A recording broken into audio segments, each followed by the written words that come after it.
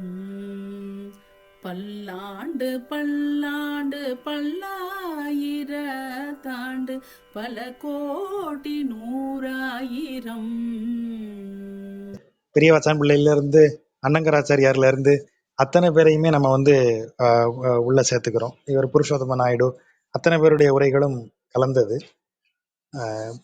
தாண்டி நமக்கு அதுல என்ன பொருள் இருக்கோ அதையும் சேர்த்தே நம்ம பார்க்குறோம். அதுதான் நம்முடைய வாசிப்பு முறை. பெரியாழ்வார் பத்தி எல்லாரும் ஏற்கனவே நமக்கு முன்னாடியே தெரிஞ்சிருக்கோம், சொல்லியிருப்பாங்க. அவர் தான் வந்து இவருக்கு பாண்டிய மன்னனாகிய ஸ்ரீவல்லப தேவனுக்கு வந்து எது பரம்பொருள் யார் அப்படிங்கிற ஒரு சந்தேகம் வந்து, அந்த சந்தேகத்தை இந்த பாண்டிய மன்னர்களுக்கு தான் அடிக்கடி சந்தேகம் வருது, அது ஏன்னு தெரியும். அவருக்கு ஒரு சந்தேகம் வந்து மதுரையில ஒரு பொற்கிழி ஒரு பணமுடிப்பை எடுத்து கட்டி, யார் வந்து இந்த சரியான விடையை சொல்லுகிறார்களோ அப்போ அதுவே வந்து அந்த பணமுடிப்பு அவங்க மடியில வந்து விழுந்துரும் அப்படிங்கிற மாதிரி ஒரு ஒரு ஐதீகத்துல அப்படி பண்றாங்க. அப்ப யார் யாரெல்லாமோ வந்து என்னெல்லாமோ சொல்றாங்க, அந்த பணமுடிப்பு அவங்களுக்கு போகல. அப்போ ஸ்ரீலிபுத்தூர்ல இருக்கக்கூடிய வைணவ பெரியவரான பெரியாழ்வார் என்ன செய்யறாரு, அங்க போறார். பெரியாழ்வார்ங்கிறது நம்ம மரியாதைக்காக சொல்லக்கூடிய சொல். அவருடைய பெயர் வந்து விஷ்ணு சித்தன். இந்த விஷ்ணு சித்தருங்கிறவர் அங்க போகிறார். போய் பெருமாளே பரம்பொருள் அப்படிங்கிறத நிறுவுகிறார். அப்போ அந்த பொற்கிளி அவருக்கு மடியில வந்து விழுது. ஆகவே அது அது வந்து அவருக்கு ரொம்ப மிகப்பெரிய பெருமையாக கருதப்பட்டது.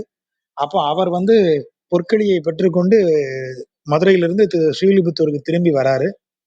வரும்போது அவரை வரவேற்பதற்கு ஊர் ஜனங்கள் எல்லாம் கூடி அவரை யானை மேலே ஏற்றி அப்படியெல்லாம் வந்து அவருக்கு பெரிய மரியாதை பண்ணி அவரை கூட்டு வரும்போது, அதை பார்க்கறதுக்காக பெரும்பாலும் கருட வாகனத்துல தன்னுடைய ஸ்ரீதேவி பூதேவி சமேதராக அவர் வந்து வராரு.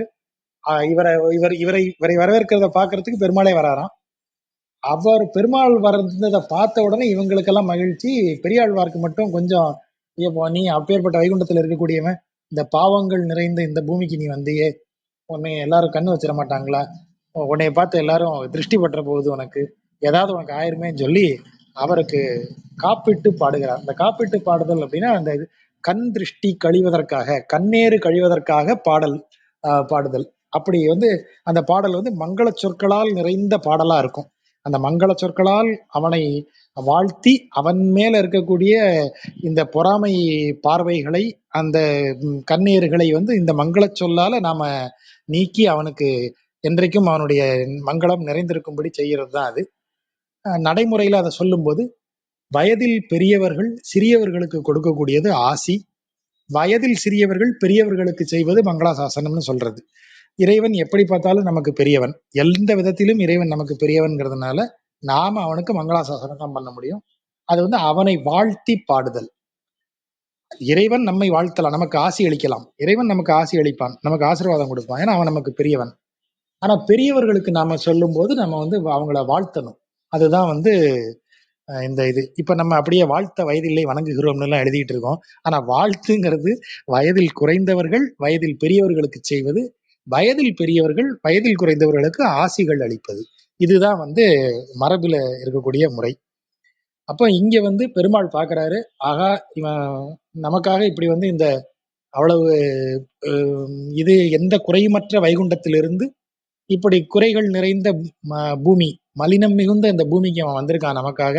அதனால இங்க இருக்கக்கூடிய குறைகள் எதுவும் அவனுக்கு சங்கடத்தை கொடுத்துடக்கூடாதுங்கிறதுக்காக அவனுக்கு என்ன செய்யறாரு, மங்களாசாசனம் பண்றதாக இந்த பல்லாண்டு வாழ்த்து பாடலை அவர் பாடியதாக ஐதீகம்.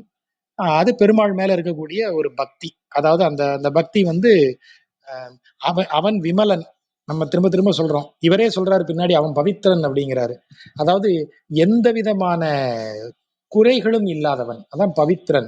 அவன்கிட்ட எந்த விதமான குறைகளும் கிடையாது, நிறைகளால் நிரம்பியவன் அவன்.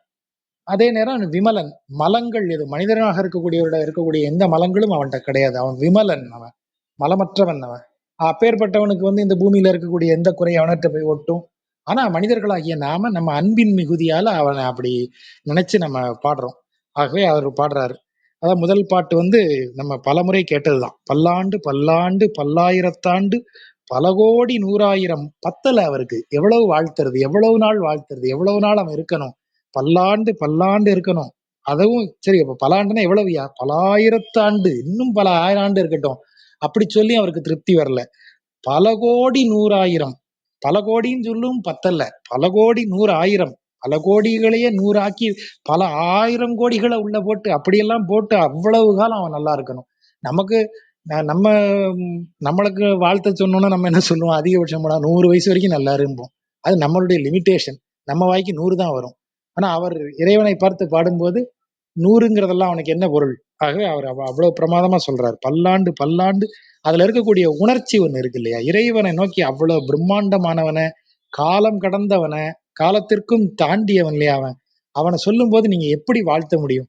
மனிதர்கள் காலத்தால் வரையறுக்கப்பட்டவர்கள். ஆனா இறைக்கு காலமே இல்லையே. ஆனாலும் நான் நான் என்னுடைய லிமிட்டேஷன்ல இருந்து அந்த லிமிட்டை தாண்டி போகிறதுக்கு ஒரு ஒரு பார்வையாவது வீச முடியும் இல்லையா? அப்படி பாடுறாரு அவரு. பல்லாண்டு பல்லாண்டு பல்லாயிரத்தாண்டு பல கோடி நூறாயிரம். எத்தனை எவ்வளவு ஆண்டுகளை பாருங்க. அவரால இன்ஃபினிட்டிங்கிற வார்த்தைய வந்து அவர் இப்படி எல்லாம் பிரிச்சு பிரிச்சு போடுறாரு. அத்தனை ஆண்டு காலம். மல்லாண்ட திந்தோள் மணிவண்ணா. நீ வந்து பலம் பொருந்திய, அதாவது எப்படி இருக்கணுங்கிறாரு பாருங்க. மல்லாண்ட திந்தோள் மணிவண்ணா என்ன அர்த்தம் அப்படின்னா, இத்தனை கோடி ஆயிரம், இத்தனை பல கோடி நூறாயிரம் ஆண்டுகள் ஆனாலும் கூட மல்லாண்ட திந்தோள், அதாவது நீ அவ்வளவு ஆரோக்கியத்தோட இப்ப எப்படி இருக்கியோ அந்த மாதிரி திடத்தோட, இத மாதிரி மல்லர்களை வெல்லக்கூடிய அளவிற்கு புஜ வலிமை மிகுந்தவனாக, அவ்வளவு ஆரோக்கியம் கொண்டவனாக நீ இருக்கணும் மணிவண்ணனே. கரிய நிறமுடையவனே, மணி போன்ற நிறமுடையவனே, கருமணி போன்றவனே. நீ இன்னும் இது எத்தனை கோடி ஆயிரம் நூறாயிரம் கோடி ஆண்டுகள் நீ எப்படியே ஆரோக்கியத்தோடையும் திடத்தோடையும் இப்படி அழகனாகவே நீ இரு. உன் சேவடி செவ்வி திருக்காப்பு. ஏன்னா பெரியவன் இல்லையா அவன். அதனால அவரது அடிகளை பணிந்து ஆரம்பிப்பதுதான் மரபு. ஆகவே அவருடைய சேவடி செவ்வி திருக்காப்பு, அவருடைய திருவடிக்கு தான் அவர் முதல்ல காப்பு சொல்றார். திருவடி தான் எல்லாரும் வந்து சேர்ற இடம். ஆகவே பூமியில வந்து அந்த திருவடி பட்டது, என்னை பார்க்க வந்ததுனால அவன் திருவடி இந்த பூமியில பட்டதுங்கிறதுனால திருவடிக்குத்தான் காப்பு முதல்லன்னு சொல்லி ஆரம்பிக்கிறாரு ஒண்ணு. இன்னொன்று, அடியார்கள் இறைவனிடம் நாடுவது அவனுடைய முடியை அல்ல, என்றைக்கும் அவனுடைய அடிதான். உன் தாழ் சேரன்னு தான் நம்ம சொல்றோம், உன் அடி சேரன்னு தான் சொல்றோம். இறைவனிடத்துல போய் சேரக்கூடியது அவனுடைய அடி. ஆகவே அவர் பெரியாழ்வார் முதலில் அவனுடைய அடியைத்தான் காப்பு சொல்றாரு. அப்ப இந்த பாட்டை பார்க்கும்போது நமக்கு அந்த உணர்ச்சியோட யோசிச்சு பாருங்களேன். நம்ம கண்ணு முன்னாடி டக்குன்னு பெருமாள் ஒரு உருவமா அப்படி வந்து நிறைஞ்சிருந்தாருன்னா, அவரை நீ நல்லாரியா அப்படின்னு சொல்றதுக்கு நம்ம என்ன செஞ்சிருப்போம்? அந்த வார்த்தை தான் அது. பல்லாண்டு பல்லாண்டு பல்லாயிரத்து ஆண்டு பல கோடி நூறாயிரம் மல்லாண்ட திந்தோள் மணிவண்ணா உன் சேவடி செவ்வி திருக்காப்பு. இப்ப நம்ம இதுக்கு பின்னாடி உரை எழுதும் போது வைணவ மரபுக்குள்ள வரும்போது அதுல வந்து நாம இந்த பௌராணிக புராணிக விளக்கங்களையும் நம்ம இதுக்குள்ள சேர்த்துக்க முடியும். ஏன்னா அதுக்கு இடம் கொடுக்கும் இந்த இது. ஆகவே பல்லாண்டு பல்லாண்டு என்பது மனிதர்களது கணக்கில் வரக்கூடிய பல்லாண்டாகவும், பல்லாயிரத்தாண்டு என்பது தேவயுகம், தேவர்களுக்கு வரக்கூடியது. அதாவது இப்ப நமக்கே தெரியுமே, நமக்கு ஒரு ஆண்டுங்கிறது தேவர்களுக்கு ஒரு நாள் அப்படிங்கிற கணக்கு. தட்சிணாயனம் உத்தராயணம் வரும்போது நம்ம என்ன சொல்றோம்? அவங்களுக்கு தேவர்களுக்கு இரவு ஆரம்பிச்சிருது. நமக்கு 6 மாதம் அயனம்ங்கிறது அதுதான். அயனம்னா ஒரு நாளினுடைய ஒரு ஆண்டினுடைய பாதி. அது வந்து தேவர்களுக்கு ஒரு நாளினுடைய பாதி. ஆகவே நமக்கு இங்க ஒரு ஆண்டும் தேவர்களுக்கு ஒரு நாளும் சரி. ஆகவே நமக்கு பல்லாண்டுங்கிறது அவங்களுக்கு பல்லாயிரத்து ஆண்டா இருக்கும். தேவர்களது ஆண்டையும் தாண்டி பல கோடி பல கோடி ஆண்டு யாருக்கு இருக்கு? கல்பயுகம். இந்த கல்பயுகம் பிரம்மனுக்கு உண்டு. ஒவ்வொரு கல்பத்துக்கும் ஒவ்வொரு பிரம்மன். ஸோ நம்ம முன்னாடியே ஒரு கதை படிச்சிருக்கோம் இல்லையா? பிரம்மன் வந்து கிருஷ்ணனுடைய லீலைகள்ல வந்து பிரம்மனுக்கு டவுட் வருது, இந்த கிருஷ்ணன் யாரு, இவன் ரொம்ப தேவையில்லாத வேலை பண்றானேன்னு சொல்லிட்டு கிருஷ்ணனுடைய நிறைகள் அவனுடைய பசு கூட்டங்களையும் அவனுடைய நண்பர்கள் எல்லாரையும் இவர் வந்து தனியா கொண்டு போய் ஒரு இடத்துல யோக நித்திரையில் ஆழ்த்தி மறைச்சிடுறாரு. அப்ப என்ன செய்யறாரு? கண்ணன் தானே மற்ற எல்லாமாக வடிவெடுத்து இயல்பான வாழ்க்கை விருந்தாவனத்துல போகுது. அதை பார்த்துட்டு பிரம்மா ஆச்சரியப்பட்டுறாரு, வியந்து போயிடுறாரு. தன்னை தவிர வேற யாரும் படைக்க முடியாத இந்த உலகத்துல, அப்ப நமக்கு மிஞ்சி ஒருத்தன் படைக்கிறான்னா இவன் நிச்சயமா வேற யாரோ தான் அப்படின்னு சொல்லி அவன்கிட்ட வந்து கேக்குறாரு. அப்போ அவர் பிரம்மாவை ஒரு இடத்துக்கு கூட்டு போறாரு. அங்க நின்று இரு இங்க பாரு அப்படின்னு சொன்னா பிரம்மா பல ஆயிரம் பிரம்மாக்களை பாக்குறாரு. அப்போ கிருஷ்ணன் சொல்றான், நீ இந்த கல்பத்துக்கு பிரம்மா, உன்னை நான் படைச்சேன். என்னுடைய கொப்பூலில் எழுகமல அழகர் இல்லையா இவர், அந்த கொப்பூலில் எழுந்த கமலத்தில் தோன்றியவன் தான் பிரம்மன். அப்போ ஒவ்வொரு முறையும் இந்த பிரபஞ்சத்தை நான் மாயையில் ஒடுக்கி திரும்ப உருவாக்கும் போது நீ வந்து ஒரு கல்பத்துக்கு நீ பிரம்மாவா இருப்ப, உன்ன மாதிரி எத்தனை பிரம்மாவை நான் படைச்சிருக்கேன் பாத்தியா அப்படின்னு சொல்ற. அப்ப பிரம்மனின் அகந்தை அழிகிறதாக ஐதீகம். அப்போ பிரம்மனது அகந்தை அப்படிங்கிறது நம்ம இந்த இடத்துல எதை சொல்றோம்? ஒரு ஆஹ் அவனுக்கு வந்து இறைவனது காலத்திற்கு அளவே இல்லை. பிரம்மனுடைய காலத்தையும் தாண்டியவன் அவன்.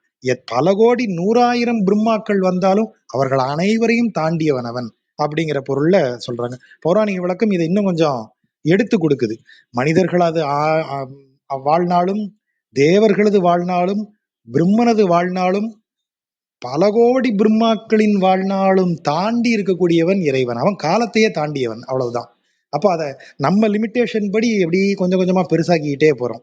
அப்பேற்பட்ட இறைவன், அப்போ அவன் காலாதீதமான ஒருவன், காலத்தை எல்லாம் தாண்டிய ஒருவனோடது சேவடி, அதை நீங்கள் பிடித்துக் கொள்ளுங்கள்னு அவர் ஆரம்பிக்கிறார். அந்த முதல் பாட்டே இறைவனது பிரம்மாண்டத்தை, நம்முடைய நாம ரொம்ப இந்த காலத்துல நாம யாரு, இவ்வளவு பெரும் காலத்துல இந்த காலத்தை தாண்டியவனை பாக்குற நாம இந்த காலத்துல ஒண்ணுமே இல்லாதவங்க.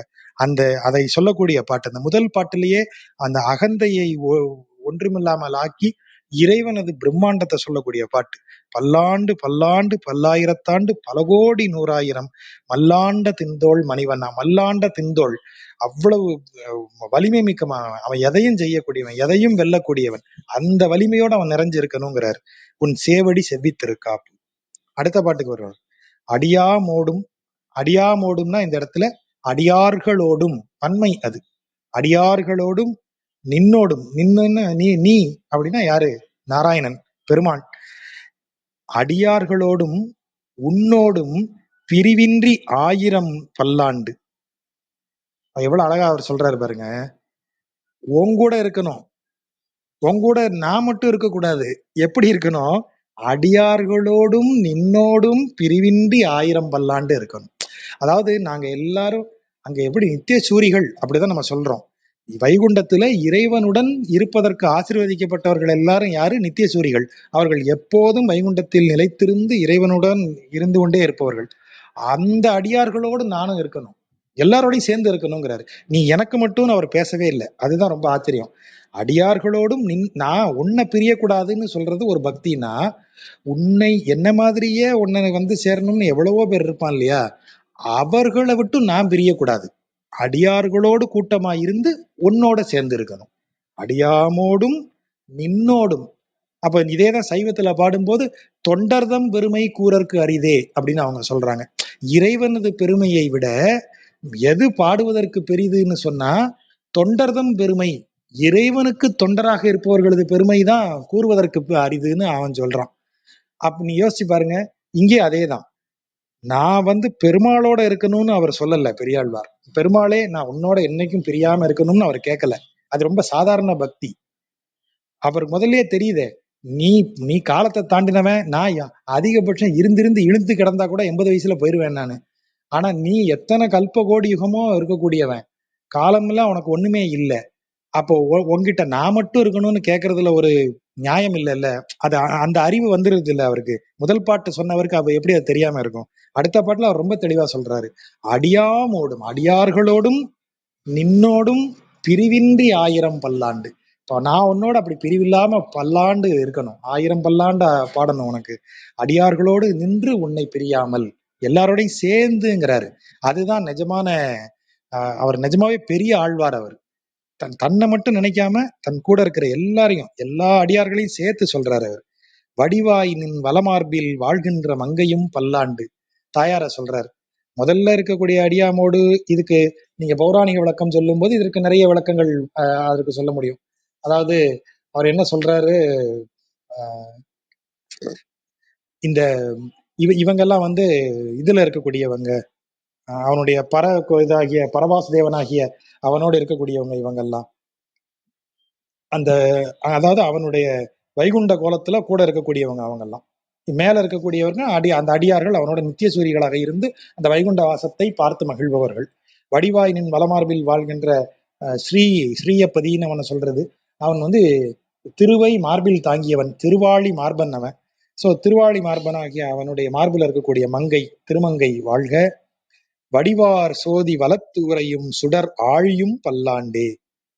அவர் ரொம்ப அவர் கையில இருக்கிற சக்கரத்தை சொல்றாரு. படைப்போர் புக்கு முழங்கு அப்பாஞ்சசன்யமும் பல்லாண்டே. படை நடத்தக்கூடிய இடங்களில் சென்று முழங்கி வெற்றியை தரக்கூடிய அந்த பாஞ்சஜன்யமாகிய சங்கு, ஏன்னா அவன் அதையெல்லாம் சங்கு சக்கரத்தோடு தன் மார்பில் தாயாரை தாங்கியவாறு காட்சியளிக்கக்கூடியவன் அவன். ஆகவே அவை அனைத்தையுமே அவர் சொல்றாரு. அப்படி அவனது தோற்றத்தில் அப்படியே திளைத்து இருக்கக்கூடிய பாட்டு அது. அதை பிரியக்கூடாது. எதை பிரியக்கூடாது? அவன் வடிவை அவர் பிரியல. அவர் வடிவை அவர் எப்படி சொல்றாரு? தாயாரை மார்பில் தாங்கியவனாக, வலத்து உரையும் சுடர் ஆழியும், தனது கையில அந்த சுடர் ஆழி ஒளி பொருந்திய நெருப்பை காக்கக்கூடிய அளவிற்கு இருக்கக்கூடிய அந்த சக்கரத்தையும், படை தளங்களில் முழங்கி வெற்றியை ஈட்டு தரக்கூடிய பாஞ்சஜன்யமாகிய சங்கை கையில் ஏந்தியவனாக நிற்கக்கூடிய அந்த கோலத்தை அவர் என்னைக்கும் அடியார்களோடு பிரியாமல் நின்று பார்க்கக்கூடிய வரத்தை கேட்கிறார். அடியாமோடும் நின்னோடும் பிரிவின்றி ஆயிரம் பல்லாண்டாயிரமாக நின்று வடிவாய் நின் வலமார்பில் வாழ்கின்ற மங்கையையும் பல்லாண்டாய் பார்த்து, வடிவார் சோதி வலத்து உரையும் சுடராளியும் பல்லாண்டு படைப்போர் புக்கு முழங்கும் பாஞ்சஜன்யமும் நாம் பல்லாண்டா பார்த்துட்டே இருக்கணும்னு கேட்டுக்கிறார். பல்லாண்டேங்கிறது வாழ்த்து, பல்லாண்டேங்கிறது இவரது கேள்வி. ரெண்டுமா அதை பார்த்துக்கலாம். மூணாவது பாட்டுக்கு வரும்போது நாம என்ன சொல்றோம்? இதுல இவர் உரை எழுதக்கூடிய வைணவ சம்பிரதாய ஆச்சாரியார்கள் அத இந்த ஒரு இந்த பக்தியினுடைய விதங்கள்ல பேசும்போது இதுல லைட்டா ஒரு வேலையை பண்றாங்க. இது ஏற்புடையதுதான், ஆனா வைணவ சம்பிரதாயத்திற்கு ஏற்புடையது. கைவல்ய பக்தின்னு ஒன்ன சொல்லக்கூடியது. ஏன்னா கைவல்யம்ங்கிறது சைவ சித்தாந்தத்துல அதிகமாக கூறப்படுகிற சுத்தாத்வைதத்தினுடைய ஒரு அம்சமாக, அத்வைதத்தில் ஓரளவிற்கு ஏற்றுக்கொள்ளப்பட்ட அம்சமாக வரக்கூடிய ஒன்று.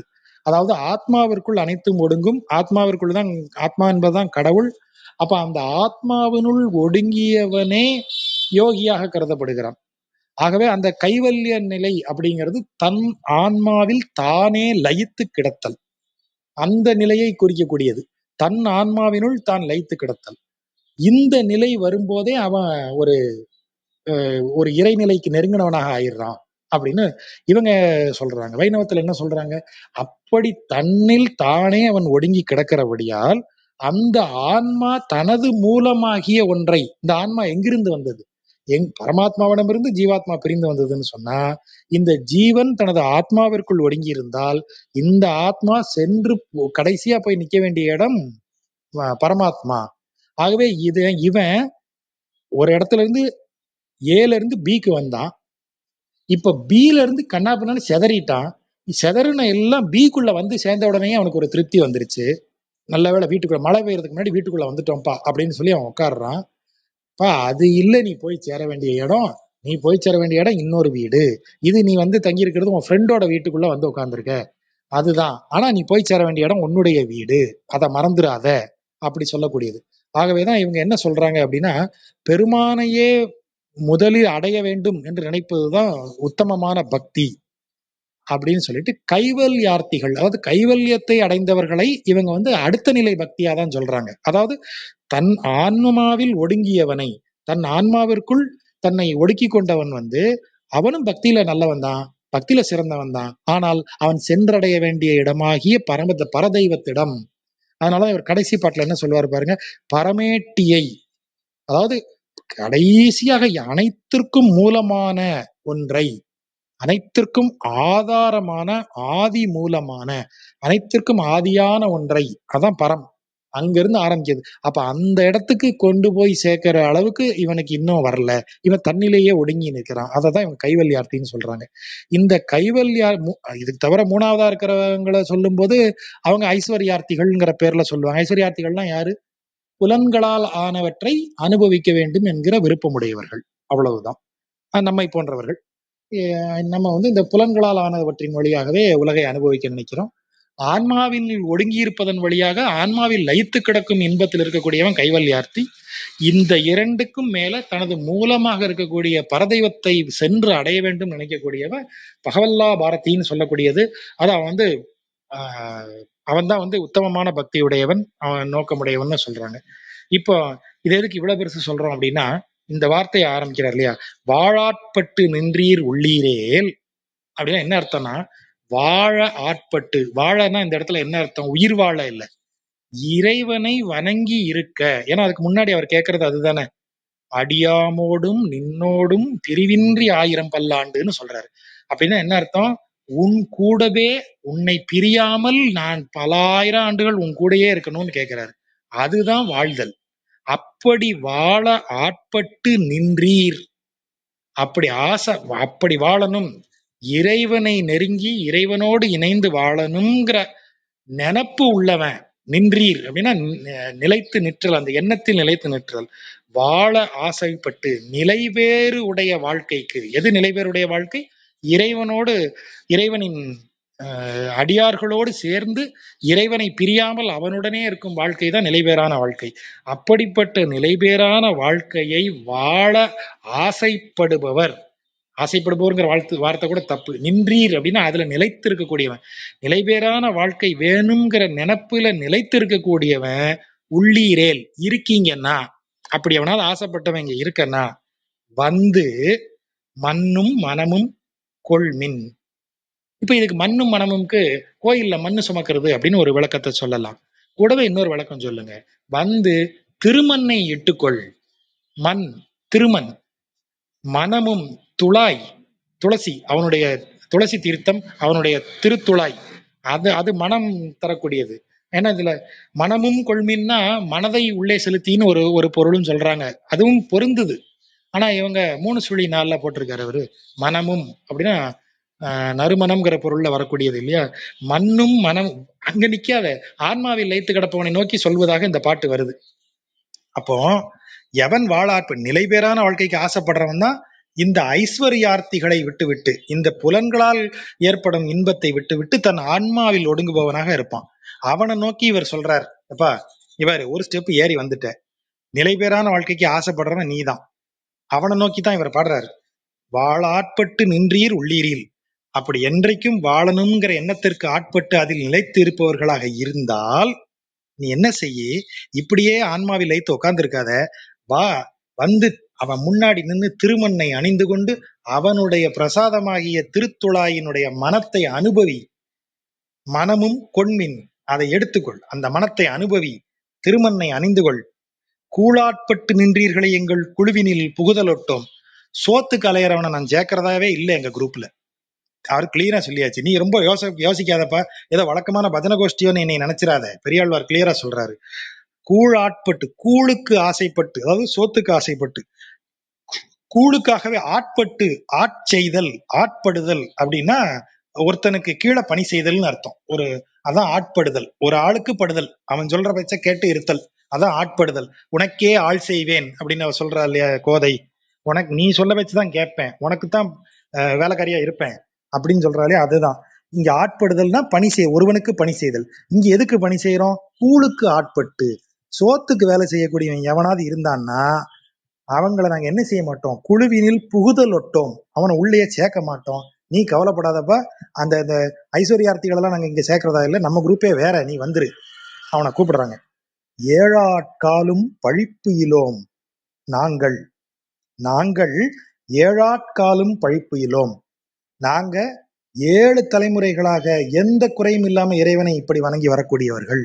ஏழாட்காலும் நாங்கள் பழிப்பு இலோம், நாங்க என்ன செய்து கொண்டிருக்கிறோம், ராக்கதர்வாள் இலங்கை பாழாள் ஆக படை பொருதானுக்கு பல்லாண்டு கூறுதுமே.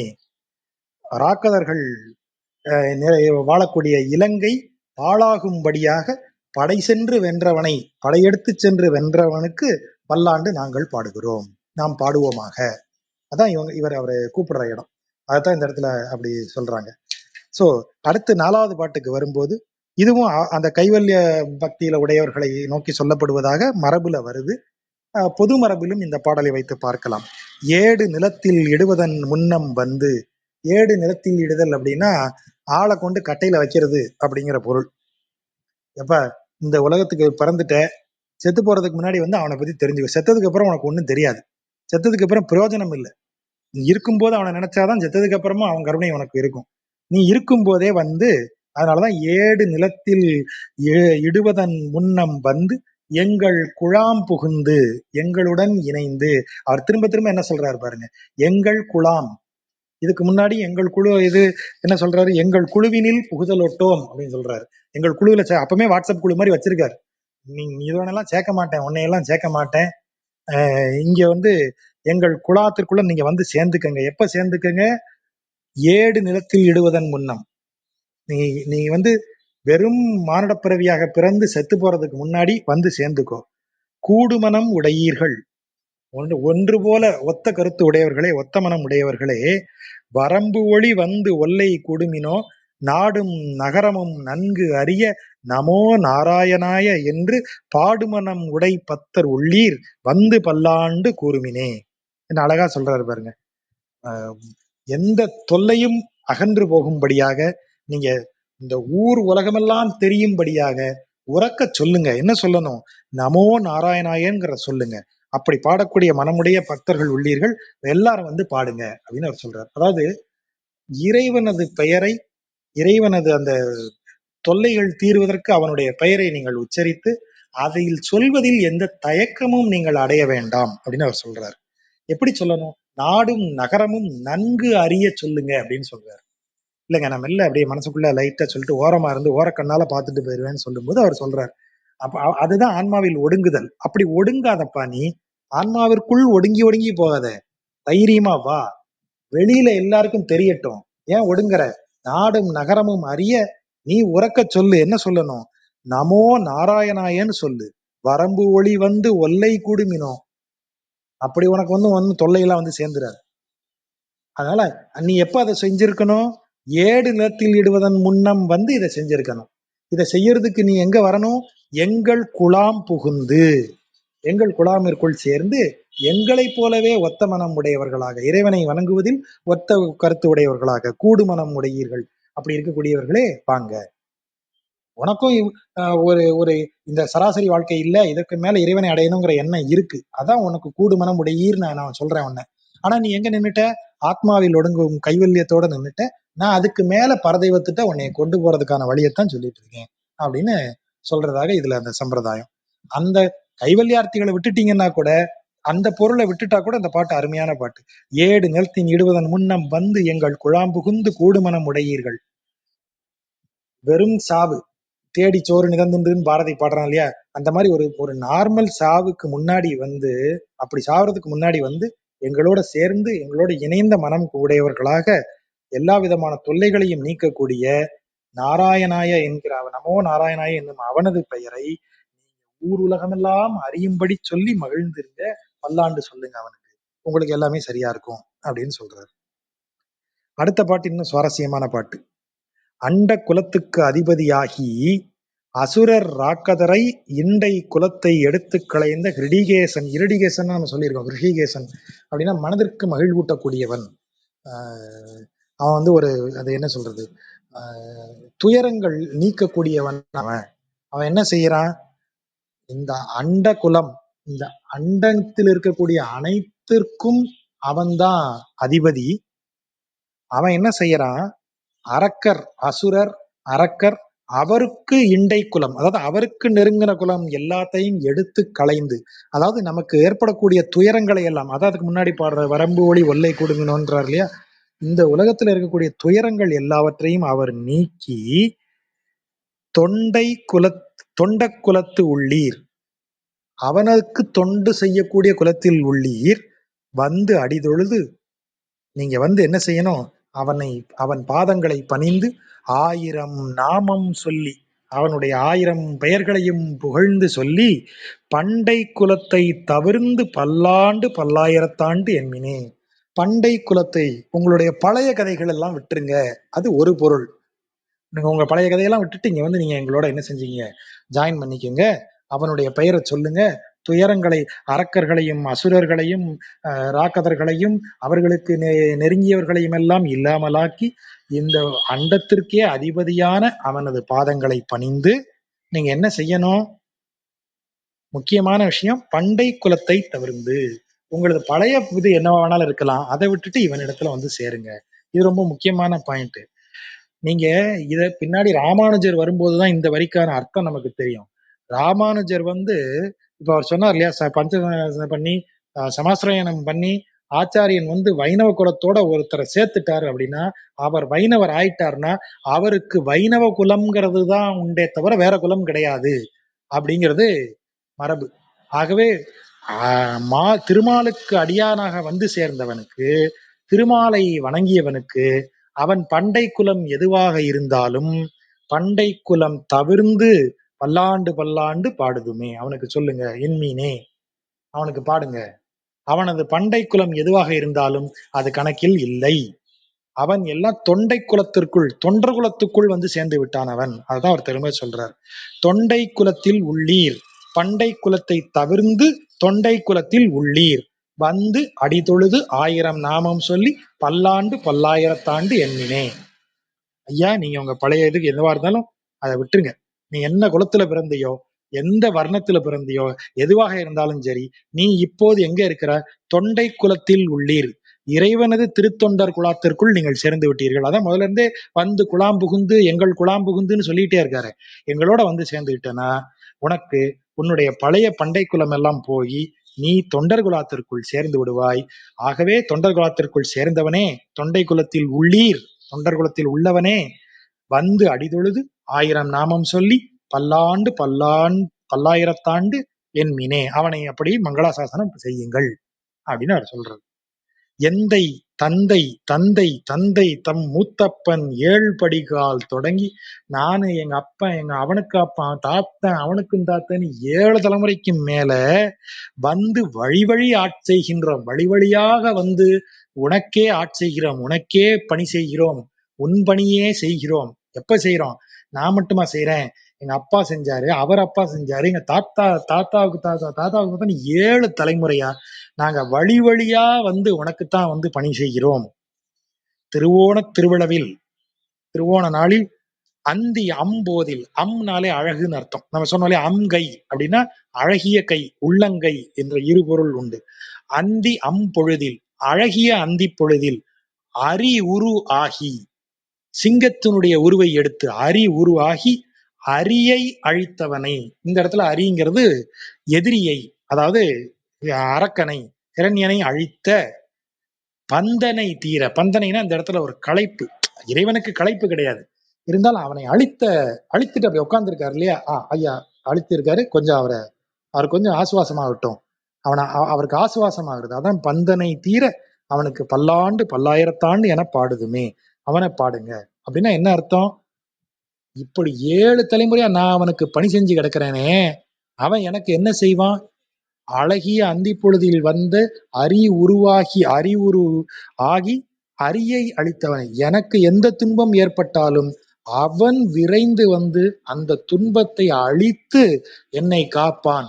அப்படி எனக்கான துன்பத்தை அழிக்கக்கூடியவனாக அவன் அவன் இருக்கிறான். அவனுடைய ஆசுவாசம் ஏற்படும்படி, அவனுக்கு அது தீரும்படி, அந்த பந்தனை, அந்த அழித்த களைப்பு தீரும்படி அவனுக்கு பல்லாண்டு பாடுங்கள். அதாவது நான் ஏன் அவனுக்கு இவ்வளவு செய்யறேன்? எதுக்கு இத்தனை தலைமுறையா அவனுக்கே நான் ஆட்பட்டு கிடக்கிறேன்? ஏன்னா எனக்கு ஒரு துன்பம் வராம அவன் தான் பார்த்துப்பான். எனக்கு வர துன்பங்களை அவன் தான் அழிப்பான். பிரகலாதனுக்கு வராத துன்பங்களா? அப்ப அவன் தான் வரான். கடைசியா பிரகலாதனை அவங்க அப்பா வந்து இதுக்கு பதில் சொல்லல. அது வரைக்கும் இன்னொருத்தனை விட்டு கொல்ல விட்டார். அது வரைக்கும் அவன் தப்பிச்சான். இப்ப என்ன சொல்றாரு அவரு? இந்த பாரு, இப்ப நீ நிரூபிக்கல, ஏன் கையாலேயே உன்னைய கொன்னுருவேன்னு சொல்றாரு. அந்த நேரத்துல அவருக்கு தெரியும் செஞ்சிருவான்னு. அப்ப நேர இது வரைக்குமான ஆபத்தை நம்ம சமாளிச்சிடலாம், நம்ம பையதானே, நம்ம பேரை சொல்லி சமாளிச்சிருவான்னு உட்காந்துருக்காரு. ஆனா இப்ப இரண்யனே நேர களமிறங்கிட்டான், உடையவனே களமிறங்கிட்டான். சரி, இனிமே சரிப்படாது, நம்மளே தான் நாம் போகணும் டைரக்டான்னு அந்த ஆளே நேரம் வந்துட்டார். சிங்க உருவம் எடுத்து நேர உள்ள வந்துட்டார். ஆகவே எனக்கு துன்பம்னு வரும்போது அவன் இறங்கி அந்த துன்பத்தை அழிக்கக்கூடியவனாக இருப்பான். அதனாலதான் அவனுக்கு நான் 7 தலைமுறைக்கும் விடாம விழுந்து அவனுக்கு நான் பணி செய்கிறேன். அப்படின்னா என்ன அர்த்தம்? அவனுக்கு பல்லாண்டு பாடுமேன்னு எல்லாரையும் நான் கூப்பிட்டேன் இல்லையா, வந்து செய்யுங்க. உங்களுக்கு எந்த துன்பம் ஏற்பட்டாலும், இப்ப இல்ல 7 தலைமுறை ஆனாலும், எத்தனை தலைமுறை ஆனாலும் உங்களுக்கு ஏற்படக்கூடிய துன்பங்களை அவனே அழித்து காப்பான். அப்படிங்கிறதா அந்த பாட்டு. தீயிற் பொலிகின்ற செஞ்சுடர் ஆழி திகழ் திருச்சக்கரத்தின் கோயிற் பொறியாலே ஒற்றுண்டு நின்று குடிகுடி ஆட்செய்கின்றோம். என்ன அருமையான பாட்டு! இதுதான் சமாசிரயணம். இந்த 2 வரியை எடுத்துக்கங்க. இந்த 2 வரி தான் நீங்க வைணவ திருக்குலத்திற்குள், அதாவது 2 தோள்களிலும் சங்கு சக்கர முத்திரையை ஆச்சாரியன் நெருப்பில் வாட்டி 2 தோள்லையும் வைப்பான். அதை ஏற்றுக்கொண்ட நொடியில இருந்து நாம என்ன ஆயிடுறோம், திருக்குலம், அவனுடைய தொண்டர் திருக்குலத்தினுடைய ஆள் ஆயிடுறோம். அதுக்கப்புறம் நான் வைணவன், நான் எந்த வர்ணமும் கிடையாது, வைணவன். என்னுடைய ஆச்சாரியனாகிய அவரு முத்துகேசவ சுவாமிகள் இன்னும் சுவாமி அப்படித்தான் இருக்கிறார். அவர் பன்னிரு திருமண் அவர் எப்படி இருந்தாலும் சரி, அவருடைய உறவினர் வீட்டு கல்யாணத்துல சாப்பிட மாட்டார். ஆனா சமாசிரயணம் பண்ணி ஒரு ஒரு வைணவன் கொடுத்தா அவர் வைணவர்னா போதும், அவருக்கு அவரோட அவர் எல்லா விதத்துலையும் இருப்பார். அவருக்கு வர்ண பேதம் கிடையாது. அவர் வைணவரா, அவர் தொண்டர் குலமான்னு மட்டும் பார்க்கக்கூடியவர். எனக்கு ஸ்ரீபாஷ்யம் கற்றுக் கொடுத்த பெரியவர் அவர். இன்னும் இப்பவும் அவர் நினைச்சாருன்னா எனக்கு ரொம்ப சந்தோஷமா தான் இருக்கும். அவர் சொன்னதுல நான் இப்படி சொல்றதெல்லாம் அவர் இருந்தாருன்னா எனக்கு வாய் வராது. அவர் அவர் வாழ்க்கையில அவர் அவர் செய்யறத பார்த்து நான் இந்த வார்த்தையை சொல்றேன். தீயிற் பொலிகின்ற செஞ்சுடர் ஆழி திகழ் திருச்சக்கரத்தின் கோயிற் பொறியாலே ஒற்றுண்டு நின்ற ஒன்றாக்கப்பட்ட குடிகுடி ஆட்செய்கின்றோம். எல்லாம் ஒன்னாகி அந்த திரு பொறி இருக்கே, இந்த சங்கு சக்கர முத்திரை இருக்கே, அதை வாங்கி கொண்டுதான் நாம் எல்லாம் ஒன்றாக கூடி இங்கே இருக்கிறோம். மாயப் பொறுபடை வாணனை 1000 தோளும் பொழிகுருதி மாயச் சுழற்றிய ஆழி வல்லானுக்கு பல்லாண்டு கூறுதுமே. பானாசுர யுத்தம் 1000 தோள்களையும் விற்று எடுத்தவன் அப்படின்னா என்ன அர்த்தம்? தோள்ங்கிறது எதை குறிக்கக்கூடியது? ஒருவனது ஆணுக்குரிய அடையாளம் என்ன? ஆண்கனால அவன் தோல் வீங்கியவன் தானே சொல்றோம். தோல் அழகு, தின்தோள் மணிவண்ணன் தான், இவனே தின்தோள் மணிவண்ணன் தான். அப்ப இறைவனுக்கு முன்னாடி நீங்க நம்ம ஒரு வீம்பு, ஒரு நான் அப்படிங்கிற உணர்வு ஆணுக்கு எப்படி வரும்? அவனுக்கு பூரித்த தோள்கள் வழியாக வரும். அதனாலதானே அவனோட போய் மல்லக்கு நிக்கிறாங்க எல்லாரும். தன் வலிமையை இறைவனுக்கு முன்னாடி காட்ட முயற்சி பண்றாங்க. அப்ப அந்த வலிமைக்குரிய குறியீடு தோல் தான். அப்படி 1000 தோளுடைய ஒருவன் வந்தா கூட இவன் என்ன செய்வான்? அத்தனை தோள்களையும் அவன் குருதி வழிய வெட்டி வீசிடுவான். அவனுக்கு முன்னாடி 1000 என்ன 1,00,000 தோள் வந்தாலும் அவன் முன்னாடி நிக்காது. ஆகவேதான் அந்த தோள்கள்ல நாம எதை வாங்கிக்கிறோம்? அவனுடைய முத்திரைய வாங்கிக்கிறோம். ஐயா நான் உனக்கு ஆட்பட்டவன்னு சொல்லிடுறோம், சரணடைஞ்சிடுறோம். இந்த தோல்ல ஒரு வலிமையை காட்டி உன் முன்னாடி நான் யுத்தத்துக்கு நிக்க முடியுமா? அது முடியாது. ஆகவே நான் என்ன செய்யறேன்? இந்த தோளில் கோயிற் பொறியாலே ஒற்றுண்டு குடிகுடி ஆட்செய்கின்றோம். உனக்கே குடிகுடியாக, அப்படியே குடும்பமாக, உனக்கே தலைமுறை வழி வழியாக குடிகுடியாக, எத்தனை வார்த்தை சொல்றாரு பாருங்க. அப்படியே உனக்கு நாங்கள் ஆட்செய்கிறோம். நாங்க பானாசுரன் மாதிரி நீங்க எந்த விதத்திலையும் நாங்க முன்னாடி தோல் தட்டி நிக்க போறது இல்லை. 1000 தோல் உடையவனுக்கே அந்த கதி. நான் 2 தோலை வச்சுக்கிட்டு, அதுவும் வீங்கின தோல் கூட இல்ல, சூம்பி போன தோலை வச்சுக்கிட்டு எங்க நிக்கிறது முன்னாடி? அதுக்கு பதிலா இந்த ஐயா நான் உனக்கு சரண்டர் ஆயிட்டேன், நேர உனக்கே ஆட்செய்கின்றோம், நீ சொன்ன பேச்சை கேட்டு இருக்கேன், பாத்துக்கோ, உனக்கு நான் வாழ்த்து சொல்லுகிறேன், அப்படி சொல்லக்கூடியது. ஆகவே அந்த பாட்டுல இருக்கக்கூடிய அந்த பொருள் இருக்கு இல்லையா, அதுக்கு பின்னாடி அதுதான், அந்த உணர்வு தான் நமக்கு ரொம்ப முக்கியம் அந்த இடத்துல. தீயிற் பொலிகின்ற செஞ்சுடர் ஆழி, தீயிற் பொலிகின்றனா தீக்குள் இல்ல, தீயில், அது தீயை விட பொலிகின்ற, தீயை விட வெம்மை மிக்க, தீயை விட ஒளி வீசக்கூடிய செஞ்சுடர் ஆழி திகழ் திருச்சக்கரத்தின் கோயிற் பொறியாலே, திருச்சக்கரத்தின் கோயிற் பொறியாலே அந்த முத்திரை வைக்கக்கூடியதுதான் சொல்றது. அது ஒற்றுண்டு நின்று குடிகுடி ஆட்செய்கின்றோம். அப்போ எல்லாரையும் அவர் ஒன்னா சேர்க்கிறாரு, குழாமாக்குறாரு. நெய்யிடை நல்லதோர் சோறும் நியதமும் அத்தானி சேவகமும் கையடை காயும் கை அடைக்காயும், அதான் கழுத்துக்கு பூனோடு காதுக்கு குண்டலமும் மெய்யிட நல்லதோர் சாந்தமும் தந்து என்னை வெள்ளுயிர் ஆக்கவல்ல பையுடை நாகப் பகைக்கொடியானுக்கு பல்லாண்டு கூறுவனே. மேலோட்டமா இந்த பாட்டை பார்ப்போம். எல்லா போக பாக்கியங்களையும் இறைவன் நமக்கு தருவான். அதாவது 4 பாட்டா மேல இருக்கிற பாட்டுல போறோம். சாதாரண புலன் இன்பங்களை விரும்பக்கூடியவர்களை நம்ம என்ன சொல்லிட்டோம்? உன்னையெல்லாம் நான் சேர்க்க மாட்டேன். நாம தானே சொன்னோம், கூழாட்பட்டு நின்றீர்களை எங்கள் குழுவினில் புகுதலட்டும். சோத்துக்கு அலைஞ்சவன் எல்லாம் என் கூட வராத, சோத்துக்கு வேலை செய்யறவனெல்லாம் நான் சேர்க்கவே மாட்டேன்னு நான் தான் சொன்னேன். இப்படி அவனையும் துரத்திட்டா அவன் பாவம் இல்லையா, இந்த இடத்துல கொஞ்சம் சேர்த்து போங்கிற மாதிரி எல்லா போகபாகியங்களையும் இறைவன் தருவான்னு சொல்றாரு. எல்லா தந்து இவை அனைத்தையும் எனக்கு தந்து என்னெல்லாம் தந்தா, நெய் அடை நல்லதோர் சோறு, நெய் அடைந்த, அது நெய் இடை அப்படின்னு அதை சொல்லக்கூடியது. ஆனா அதனுடைய பொருள் நெய் அடர்ந்த, அது உணவுக்கு இணையாக நெய், நெய் நிறைய பெய்த உணவு, அதாவது அவ்வளவு செழிப்பான உணவு. நியதமும் அதை ஒட்டிய எல்லா பலகாரங்களையும், அத்தாணி சேவகமும், அத்தாணி சேவகம்னா அந்த அந்த அடைப்ப சேவைன்னு சொல்லுவாங்க. இறைவன் கூடையே இருந்து அந்தரங்கமாக பேசி இந்த அந்தரங்கமாக பணி செய்யக்கூடியது. அதுவும் கை அடைக்காயும், வெத்தலைபாக்கு தாம்பூலம் வச்சு கொடுக்குறான், அது வெத்தலை போடுறதுக்கு கொடுக்குறாங்கிற பொருள் இல்லை. கை அடைக்காய் கொடுத்தல் அப்படின்னா அது ஒரு மரியாதை செய்தல். தாம்பூலம் வச்சு கொடுக்கறது ஒரு மரியாதை இல்லையா? இப்போ நீங்க திருமணத்திற்கு போயிட்டு வந்தா ஏன் தாம்பூல பை கொடுக்குறாங்க, தாம்பூல பை வாங்காம போகாதீங்க, என்னது கல்யாணத்துக்கு வந்துட்டு எப்படி தாம்பூல பை வாங்காம போகலாம்னு நம்ம சொல்றாங்க. அந்த தாம்பூலம்ங்கிறது அடைக்காய், வெற்றிலை பாக்கு வைத்து கொடுப்பது. அது வந்து ஒரு மரியாதை. நான் உனக்கு உன் வரவை, உன்னுடைய இத கம்பெனியை, நீ எங்களோடு இருப்பதை நான் வந்து மிகுந்த மகிழ்ச்சி அடைகிறேன்னு சொல்றதுக்கு தான் நான் என்ன செய்யறேன், அந்த கையடைக்காய் கொடுத்தல். அப்புறம் கழுத்துக்கு பூணு, காதுக்கு குண்டலம், உடம்புக்கு தடவுவதற்கு நல்லதோர் சாந்தம், அப்படி வாசனை மிக்க சந்தனம், இது எல்லாம் எனக்கு கொடுத்து, அடுத்த வரிய கவனிங்க, என்னை வெள்ளுயிர் ஆக்கவல்ல. வெள்ளுயிர்னா என்ன அர்த்தம்? வெள்ளை உயிரா இல்ல, வெள்ளை உயிர், வெள்ளுயிர்னா இந்த இடத்துல சாத்வீக குணத்தை குறிக்கக்கூடியதுன்னு ஒரு பொருள் உண்டு. வெள்ளுயிர் அப்படின்னா எனக்கு மிக மிக ஒரு என்னை வந்து ஒரு இது அற்றவனாக, இந்த வழக்கமான இந்த ரஜோகுணமோ அல்லது இந்த கோபம், ஆத்திரம், இந்த கீழ்மையான அல்பத்தனம், இந்த காம விகாரங்கள், இது எவையும் இல்லாமல் அனைத்திலும் என்னை நிறைவித்து, அதுதான் இந்த வார்த்தைக்கு அர்த்தம். இப்போ இங்க கீழே வந்து அடுத்த வரியில ஒரு விளக்கம் சொல்றாரு பாருங்க. பையுடை நாக பகை கொடியான், பையுடை விஷப்பையை உடைய அப்படின்னு ஒரு பொருள். பையுடைய நாகம், பையின் விஷப்பையை உடைய நாகத்திற்கு பகையாக இருப்பவனை கொடியாக கொண்டவன். பையுடை நாக பகை கொடியானுக்கு. சரி, கொஞ்சம் முன்னாடி வருவோம். என்னுடைய ஐம்புலன்களும் தான் என்னை வந்து புலனின்பத்திற்குள் இழுத்து தள்ளக்கூடியது. அந்த புலனின்பத்திற்குரிய விஷயங்கள் எல்லாம் மேல சொல்லியாச்சு பாருங்க இல்லையா? உண்ணுதல், பேசுதல், இந்த சிருங்காரமா பேசுறது, அத்தாணி சேவகம், கையில அப்படியே ஒரு மரியாதை எனக்கு கொடுத்து, என் மேனி சிலிர்க்கும்படியாக செய்து, ஆடை ஆபரணங்களை கொடுத்து, நல்ல சாப்பாடு போட்டு, உடலெல்லாம் சந்தனம் பூசும்படியாக செய்து, என்னை வந்து அவ்வளவு இதாக்கி, அப்படின்னு என்ன அர்த்தம்? இந்த 5 புலன்களையும் தான் நம்ம 5 தலை நாகங்களா எப்போதும் நம்ம பார்க்கிறோம். 5 தலை நாகம்னு நம்ம பார்க்கிறோம். அப்ப இந்த 5 தலை நாகத்திற்கு பகையாகும்படியாக அப்படின்னா என்ன அர்த்தம்?